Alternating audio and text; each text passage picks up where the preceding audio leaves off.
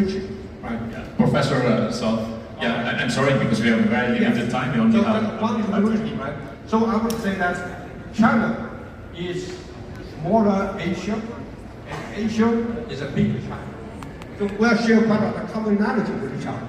All right. Thank you. Thank you so much. Yeah. Let's now listen to the former ambassador Bobby Lau for his reaction. For 5-10 minutes would be okay. Hello.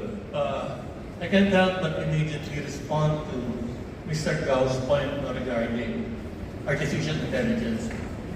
You say it's not American intelligence, but artificial global intelligence. That's not true.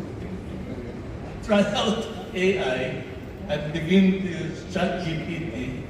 I asked it, can you explain to me the arbitration between Philippines and China?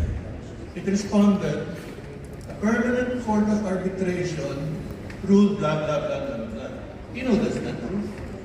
It's not a permanent court of arbitration. It was simply an ad hoc panel constituted.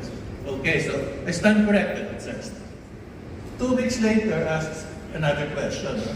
It said, a permanent court of arbitration ruled such so and so. So can you check again? And I know this is not true. So I stand corrected. It was an arbitral panel constituted under UNCLOS. So I got angry.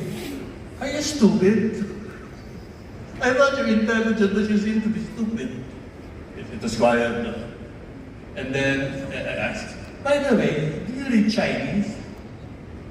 No, I don't. Do you read Hokkien? No, I don't. Do you read Mandarin? No, I don't. It is a matter of fact that at least the language model of AI doesn't read Chinese text. It reads Chinese text if you give it a particular text in Chinese, if you translate now. But it doesn't read all of the materials. It is the basis of its intelligence. So what's happening is that more and more people are relying on AI rather than Google, and this is being analyzed according to American biases.